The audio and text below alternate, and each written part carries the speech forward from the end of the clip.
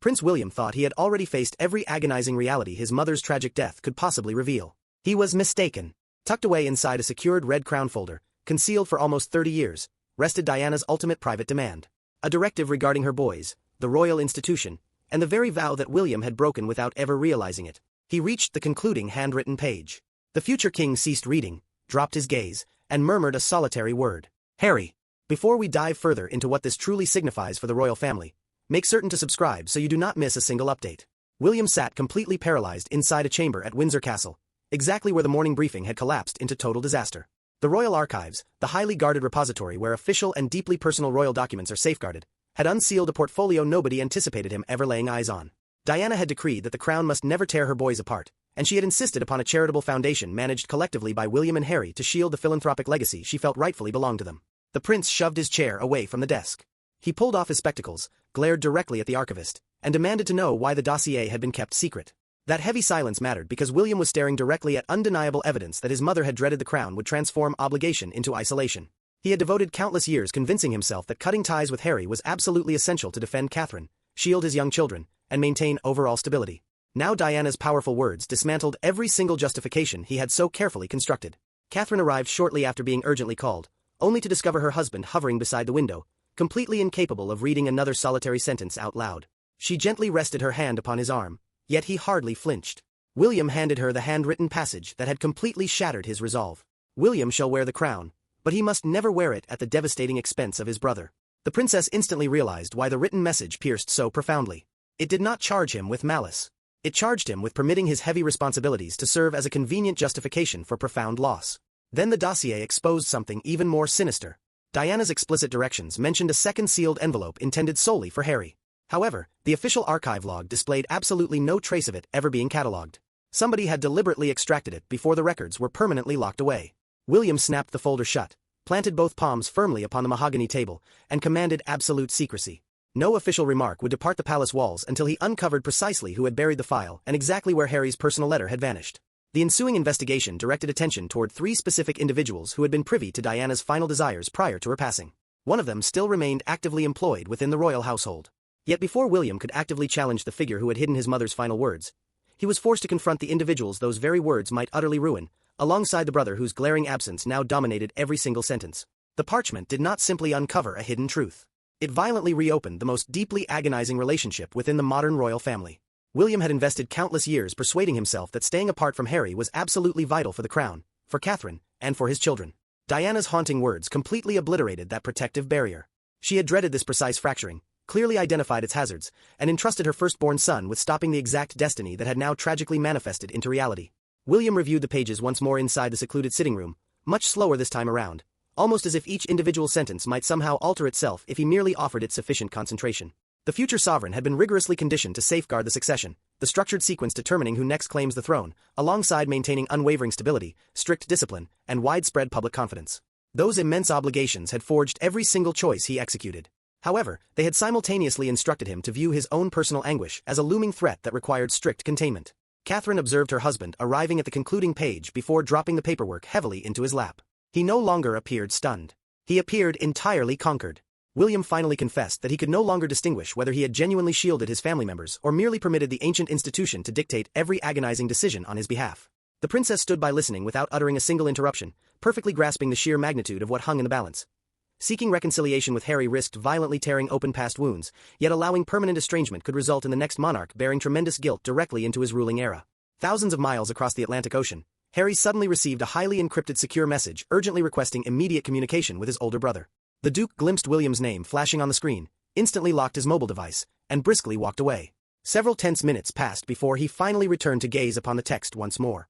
He had spent several long years firmly believing the palace hierarchy prized strict obedience far above genuine loyalty, particularly in the devastating aftermath of Diana's tragic death. Now, that very same rigid institution was actively begging him to place his trust in the brother he wholeheartedly believed had selected royal duty over familial bonds. Diana's ultimate desire extended far beyond a basic request for harmony. Her explicitly written directive insisted that neither sibling should ever be publicly weaponized to humiliate, undermine, or discredit the other purely for the advantage of the monarchy. William subsequently unearthed an unmarked palace memorandum, a highly classified internal communique utilized to guide senior royal strategists strongly advising that her specific plea remain permanently locked away because shared leadership between the two brothers might severely complicate future authoritative commands. William shifted his gaze toward Catherine and quietly asked, "What if she actually knew exactly what they were going to do to us?" The princess absolutely refused to soften her response. She firmly locked eyes with him and replied, "Then you absolutely must discover who they were." Charles was notified mere moments later that the forbidden folder had finally been breached. The king sat entirely by himself, clutching the official notification in his hands, turned the paper face down, and commanded his private secretary to instantly cancel his following scheduled engagement. He provided zero explanation. He truly did not need to offer one. The cursive handwriting displayed upon that unsigned memorandum seemed deeply unsettling in its familiarity. It strongly implied that the calculated plot to erase Diana's final wish had been initiated long before William ever ascended to become the Prince of Wales, and that his very own father might have possessed significantly more knowledge than he had ever publicly confessed. To fully comprehend why these crucial documents were buried, William would be forced to journey back to the exact evening Diana first committed her deepest fears to paper, and revisit the pivotal conversation that transformed a loving mother's concern into a direct threat against the crown.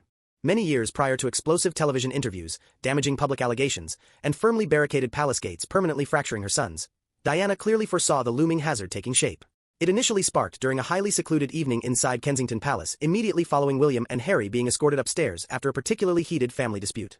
She lingered downstairs alongside her legal counsel, clutching 2 entire pages of handwritten observations, driven by a profound certainty that the royal institution would eventually compel her boys to choose between their brotherly bond and their own survival. Diana had observed the crushing pressure steadily mounting long before anybody else ever dared acknowledge it. William's destined role burdened him beneath the massive weight of the royal succession. The rigid, formal hierarchy dictating who next inherits the sovereign throne. Meanwhile, Harry's status as the younger sibling left him dangerously susceptible to feeling entirely secondary, completely expendable, and fundamentally ignored. She deeply dreaded that one child would be rigorously conditioned to smother his genuine emotions, while the other would be harshly penalized for displaying even a fraction too much feeling. The ultimate breaking point finally arrived during December of 1996 amidst a commemorative planning session held within Kensington Palace. A senior court official casually labeled William as the absolute future while simultaneously dismissing Harry as merely the backup support. Diana abruptly terminated the entire conversation on the spot. Immediately following the boys being escorted upstairs to bed, she urgently recalled her legal representative back to the palace and repeated those exact phrases with a seething, silent rage. To the rest of the room, the terminology had appeared entirely benign. But to her, it served as the initial undeniable indicator that the royal machinery had already assigned her sons drastically unequal emotional worth. Diana confessed to the advisor she had already witnessed William starting to mask his deep-seated terrors behind a facade of rigid discipline. She had simultaneously observed Harry utilizing outward aggression to camouflage just how terrified and profoundly alienated he truly felt inside. The princess profoundly believed those destructive behavioral patterns would permanently calcify with age, continuing until royal duty morphed into total silence, brewing resentment exploded into open rebellion, and their sacred brotherhood devolved into just another tragic casualty of royal self-preservation. Then Diana posed the critical question that altered absolutely everything.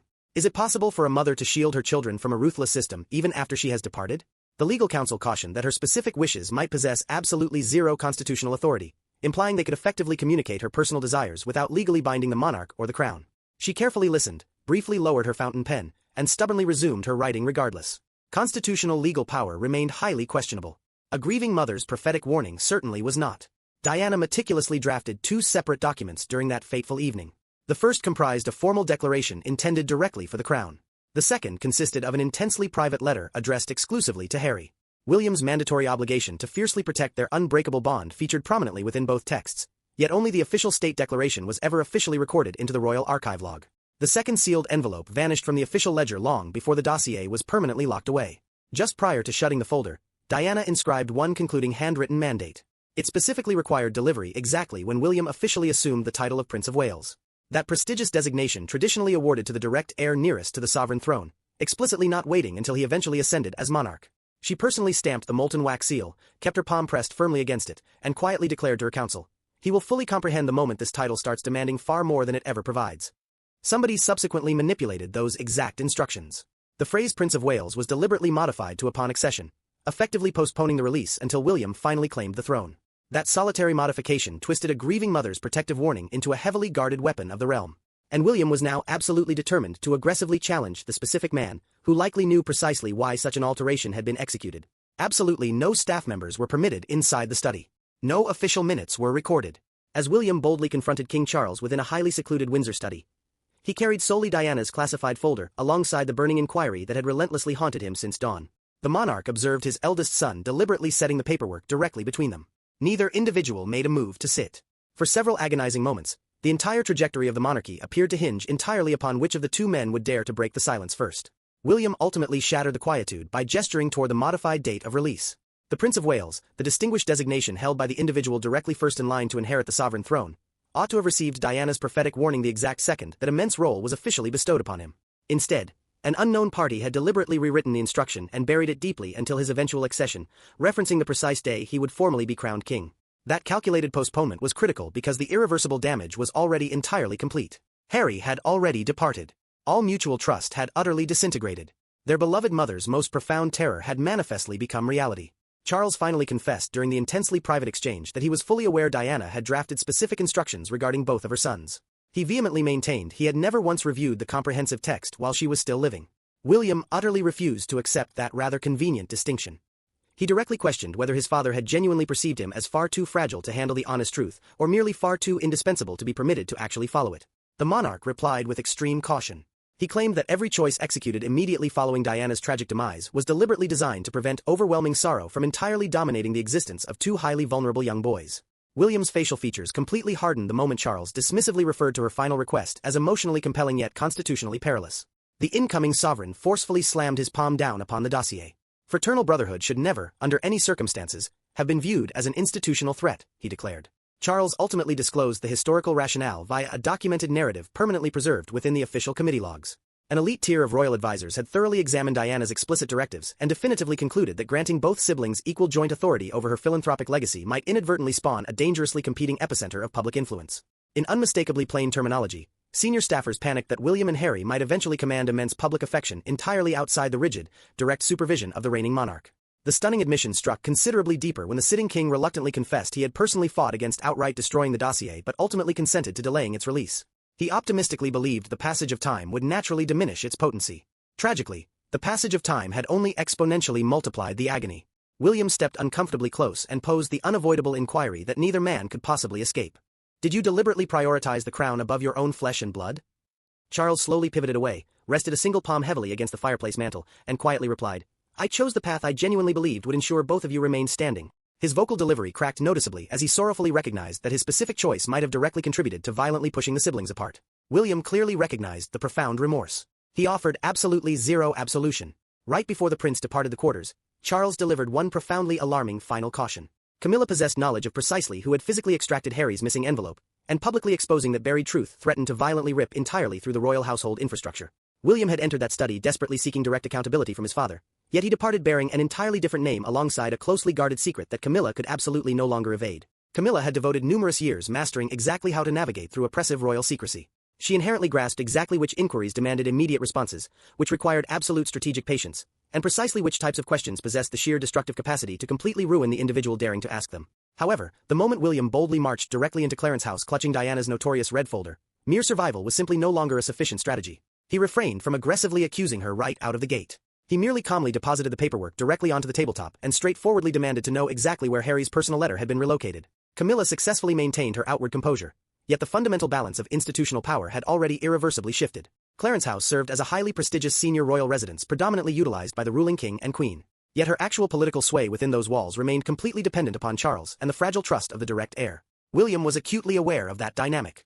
He was equally aware that the misplaced letter potentially contained phrasing fully capable of entirely transforming Harry's overarching perspective regarding Diana, his older brother, and the ancient institution that had meticulously engineered their bitter separation. The queen consort initially flatly refused to even discuss historical choices executed prior to her official royal marriage. She dismissively claimed those specific decisions belonged to an entirely different era and an entirely different palace administration. William's counterreaction was absolutely instantaneous. Prolonged silence, he sternly informed her, had actively molded his entire adult existence. It had heavily dictated his royal duty, his unrelenting grief, and the massive emotional chasm currently separating the two brothers. He firmly declared he would absolutely no longer tolerate silence being disguised as innocent neutrality. Camilla's grasp on the situation rapidly deteriorated the moment the prince directly questioned whether Diana's final wish had been deliberately suppressed specifically because palace officials genuinely dreaded her immense cultural influence might somehow manage to survive eternally through her two sons. She averted her gaze, and then proceeded to unveil the honest truth during their secretly recorded private exchange. A previously serving private secretary had physically confiscated Harry's envelope after definitively concluding that its specific wording might potentially inspire the younger royal to openly defy upcoming royal commands. That staggering concession altered the entire landscape. Camilla cautiously clarified that the crucial letter had not been physically destroyed. An accompanying handwritten inventory receipt clearly indicated the document had been secretly relocated into a highly secure private security box officially registered beneath a completely dormant crown property account. An obscure royal financial holding technically maintained as active strictly on official paper despite having absolutely zero practical function within contemporary daily royal operations. Camilla slowly unlatched a heavily secured drawer, extracted the delicate inventory receipt, and smoothly slid it directly across the polished tabletop. William absolutely refused to even lay a finger on it.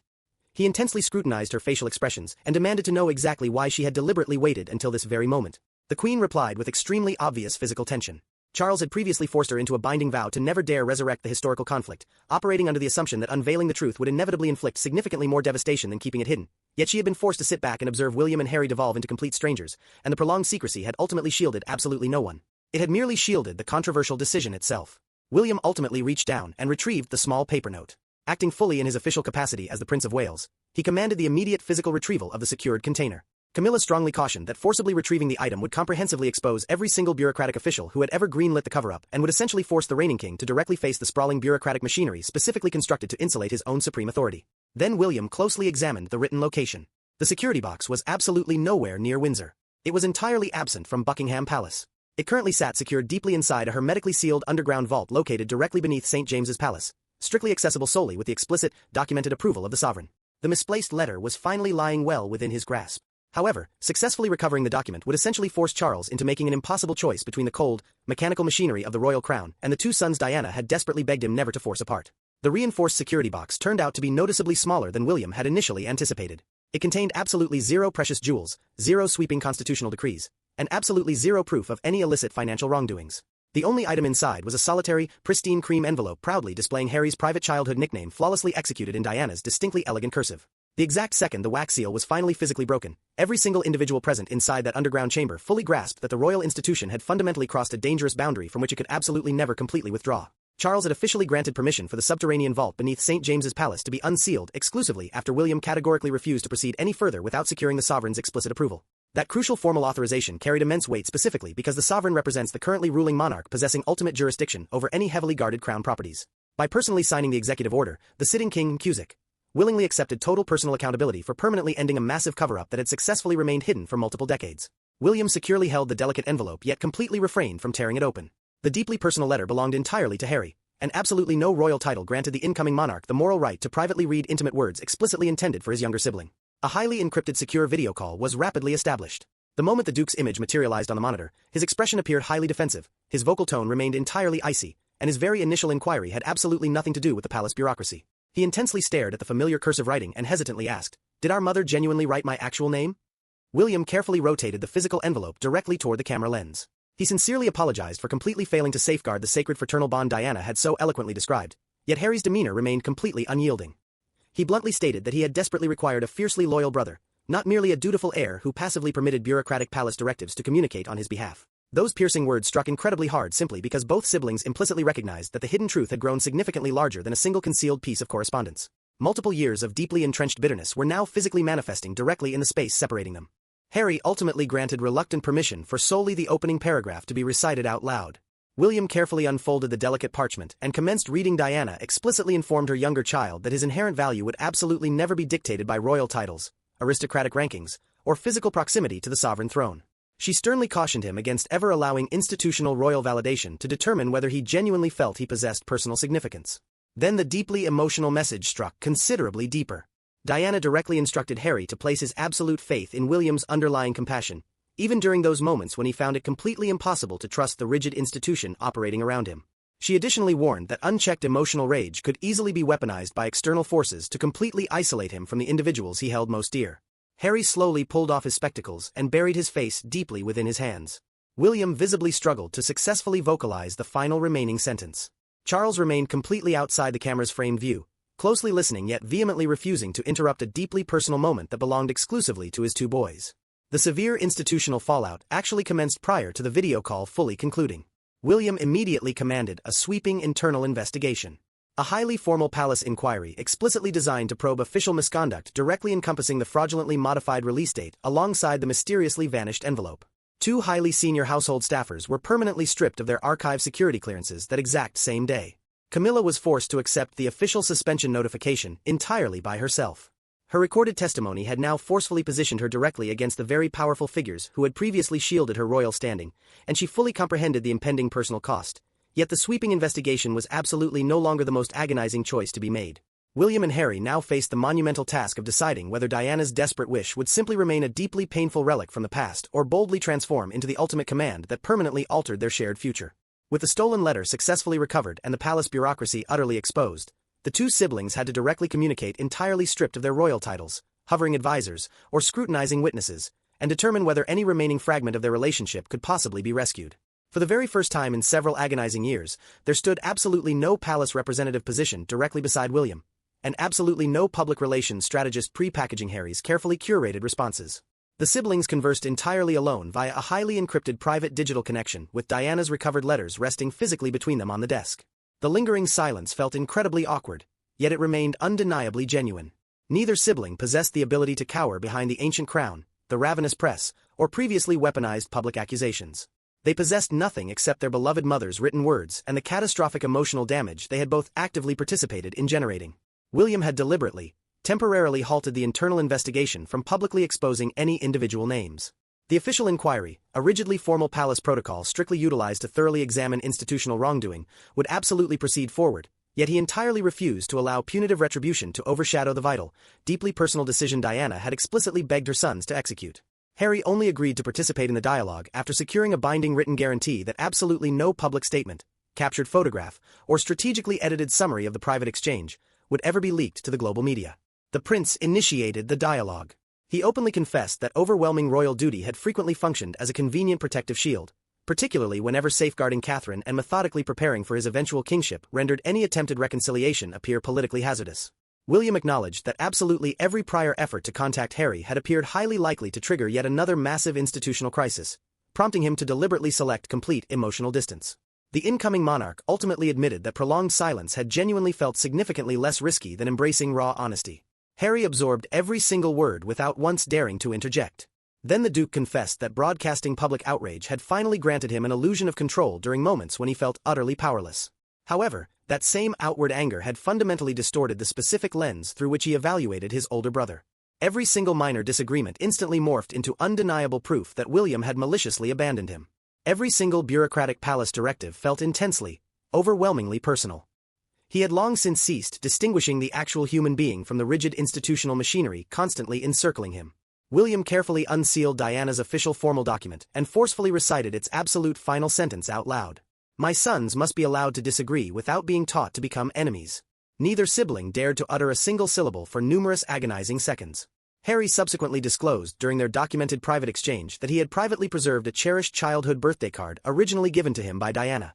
Tucked carefully inside, she had inscribed a note stating that siblings were absolutely permitted to fiercely fight yet still actively choose one another whenever it truly mattered. That deeply personal message undeniably proved her profound anxiety had existed long prior to the existence of the sealed red folder. William slowly pulled his heavy signet ring off his finger, a distinct, finely engraved piece of jewelry historically associated with aristocratic family lineage and hierarchical rank, and deliberately set it down directly alongside the official crown paperwork. He declared he was absolutely no longer communicating in his official capacity as the direct royal heir. He was communicating purely as Diana's fiercely protective firstborn son. Then he gently inquired exactly what genuine reconciliation would actually demand. Harry absolutely did not demand to be reinstated into his former official royal duties. He simply requested unrestricted private communication channels, guaranteed protection from maliciously leaked hostile briefings originating from either royal household, and equal, joint administrative control over the massive philanthropic charitable trust their late mother had originally envisioned. William immediately agreed. His vocal tone noticeably cracked the moment he sorrowfully admitted he possessed absolutely no power to magically restore the countless precious years they had tragically forfeited. Harry responded with extreme quietness. Their late mother had never once demanded them to magically recover the distant past. She had merely begged them to finally stop sacrificing their remaining future. The two siblings had successfully arrived at an incredibly delicate, fragile peace, yet the sprawling palace bureaucracy possessed absolutely no ability to keep Diana's prophetic words hidden indefinitely. By the time morning broke, the entire globe would discover her ultimate final wish had miraculously survived, and that her two sons had deliberately chosen to publicly honor it. Outside the heavily fortified palace gates, that deeply private familial decision was rapidly transforming into a massive national reckoning regarding deep-seated loyalty, institutional secrecy, and the devastatingly true human cost of the British crown. By the time dawn fully broke, the deeply buried secret absolutely no longer belonged exclusively to the royal palace. Diana's desperate wish had powerfully transcended from a permanently sealed royal underground chamber directly into ordinary living rooms, bustling newsrooms, and heavily crowded public streets spanning the entirety of Great Britain. The general public was absolutely not merely reacting to some mundane constitutional legal technicality. They were intensely reacting to a devoted mother who had accurately prophesied her son's bitter separation, and to an ancient monarchy that had actively concealed her frantic warning until the catastrophic emotional damage was already undeniably visible to the entire observing world. The royal palace officially distributed an incredibly meticulously worded public confirmation just prior to the morning television broadcasts officially commencing. It explicitly declared that a highly confidential private document directly linked to Diana had been successfully recovered, and that both William and Harry had mutually authorized a comprehensive formal review regarding exactly how it had been historically mishandled. The official public statement deliberately refrained from publishing the complete handwritten text, yet it definitively confirmed that the recovered document directly concerned the brothers' fractured relationship alongside their late mother's enduring humanitarian philanthropic legacy. That specific detail carried immense weight simply because the overarching narrative was absolutely no longer confined to private familial grief alone. It had rapidly morphed into a severe stress test determining whether the ancient crown could genuinely confess that rigid institutional control had actively worsened a deeply personal family wound. A prominent national newspaper perfectly encapsulated the public's sheer astonishment, utilizing a single, highly brutal visual image. Its massive front page graphically positioned William and Harry standing on entirely opposite sides, featuring a massive, visually jarring empty void existing directly between them, positioned directly underneath the massive bold headline reading Diana's last command. Do not let them become enemies.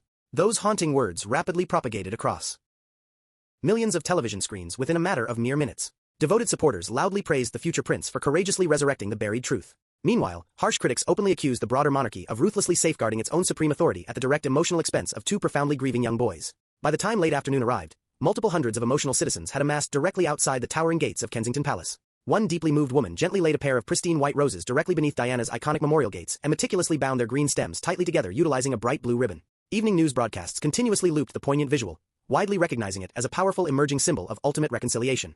One prominent news anchor then solemnly recited the officially verified written line regarding permitting the siblings to disagree without tragically devolving into sworn enemies, and openly declared that it flawlessly encapsulated the entirety of the modern royal institutional crisis with absolutely devastating accuracy. Charles implicitly understood that maintaining prolonged silence was absolutely no longer a viable option.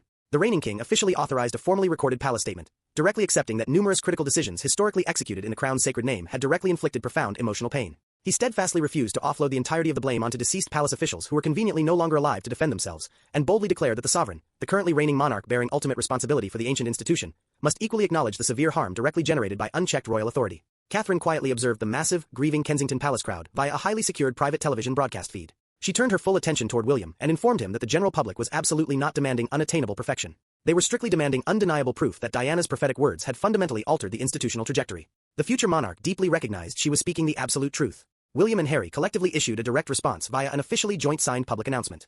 They formally authorized the creation of the Diana Brotherhood Trust, a massive new philanthropic entity explicitly dedicated to combating mental health stigma, supporting severely wounded military veterans, eradicating rampant homelessness, and specifically assisting innocent children tragically separated by bitter family conflict. That monumental, unified decision effectively shifted the overarching public sentiment from intense fury to cautiously guarded optimism. The global community had officially rendered its definitive judgment regarding the buried historical document, yet the truly enduring historical verdict would rely entirely upon exactly what William chose to execute once the relentless cameras finally departed, leaving only his late mother's enduring promise behind.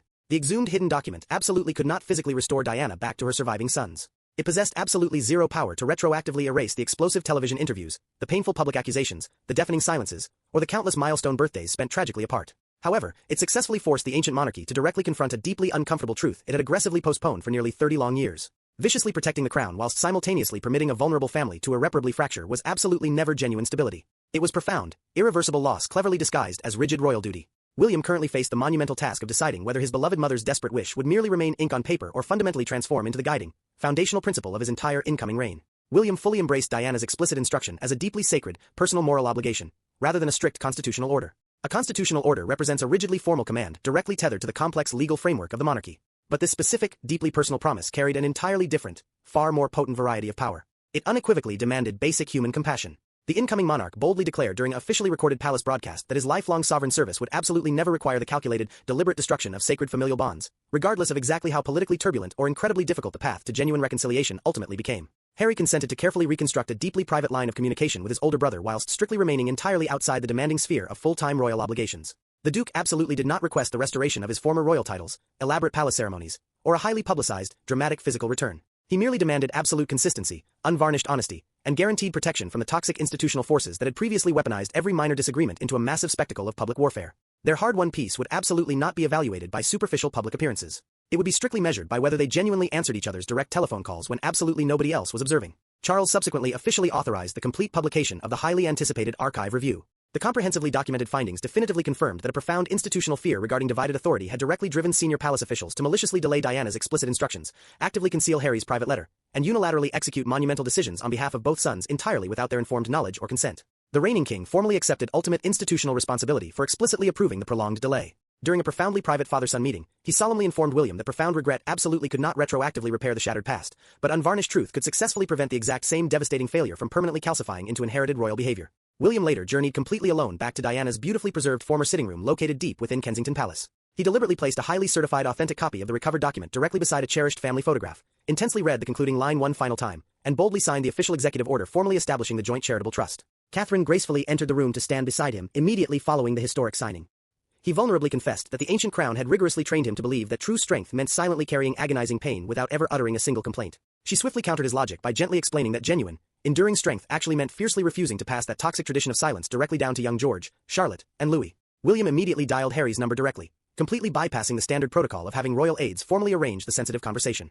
The younger sibling picked up the ringing phone almost instantaneously. They casually discussed the newly formed trust, the joyful milestones of their respective growing children, and a highly confidential, intimate face-to-face meeting that had already been secretly planned entirely away from any heavily scrutinized royal residences. Absolutely nothing regarding their digital exchange felt remotely grand or theatrical. Yet, that very simplicity powerfully demonstrated the most profound, fundamental transformation. Sweeping new archival regulations were rapidly instituted as a direct result. Absolutely no deeply private family document could ever again be deliberately delayed or secretly reclassified without explicit written consent and totally independent external oversight. Absolutely no future royal child would ever again inherit a deeply buried secret specifically designed to manipulate or control them.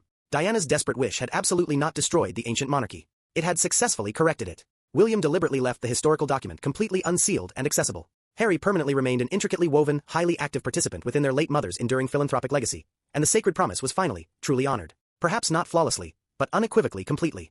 The ancient crown ultimately survived the explosive revelation. Yet, it ultimately emerged into the daylight fundamentally, permanently changed. Diana's powerful final wish definitively proved to the entire world that the absolute strongest, most resilient monarchy was not the rigid institution that aggressively concealed its bleeding wounds, but rather the one genuinely courageous enough to actively heal them. Thank you so much for watching. Please absolutely do not forget to hit the like button and subscribe to the channel, and we will confidently see you in next.